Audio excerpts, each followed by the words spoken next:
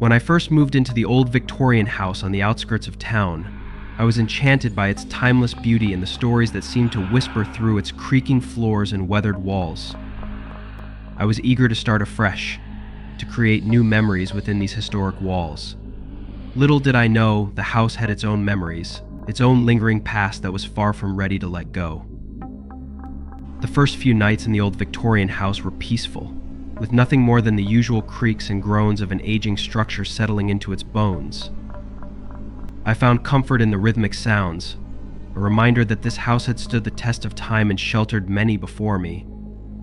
The gentle hum of the wind through the eaves and the occasional soft patter of rain on the roof became my nightly lullabies, easing me into a restful sleep. As the days turned into weeks, the house began to reveal its secrets in small, almost imperceptible ways. It started subtly, with faint whispers that seemed to drift through the air just as I was on the edge of sleep. At first, I dismissed them as tricks of my tired mind, remnants of dreams lingering as I woke. They were so soft, so elusive, that I could barely make out any words, just the faintest murmur, like a distant conversation happening in another room. I told myself it was nothing. An old house like this was bound to have its quirks. Perhaps it was the wind playing tricks, or the house settling more than usual, but the whispers persisted, becoming a nightly occurrence.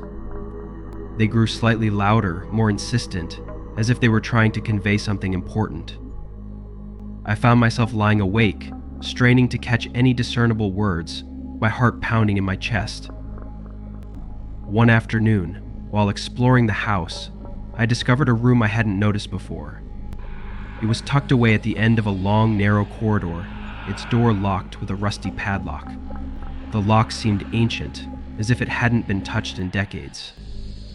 Curiosity gnawed at me, and I felt an inexplicable urge to know what lay beyond that door. With a bit of force and determination, I managed to break the lock and push the door open. The room was cold and musty, a stark contrast to the rest of the house. Dust motes danced in the dim light filtering through a small, grimy window. Against one wall stood an old, ornate mirror, its glass darkened with age. As I approached the mirror, a chill ran down my spine. My reflection stared back at me, but there was something off about it. The room behind me in the mirror seemed darker, the shadows deeper. I turned around quickly, expecting to see someone or something, but the room was empty. I laughed at myself, shaking off the eerie feeling.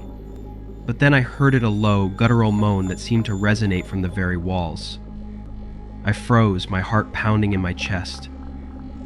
The air grew colder, and I felt a presence, an oppressive weight that seemed to press down on me. I turned back to the mirror, and my breath caught in my throat. The reflection had changed. Behind me stood a figure, pale and translucent, its eyes dark voids staring directly at me. I spun around, but the room was empty once again. Panic surged through me, and I backed away, my eyes darting around the room.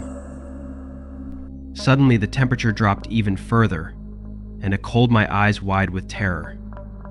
Before me, a ghostly figure began to materialize.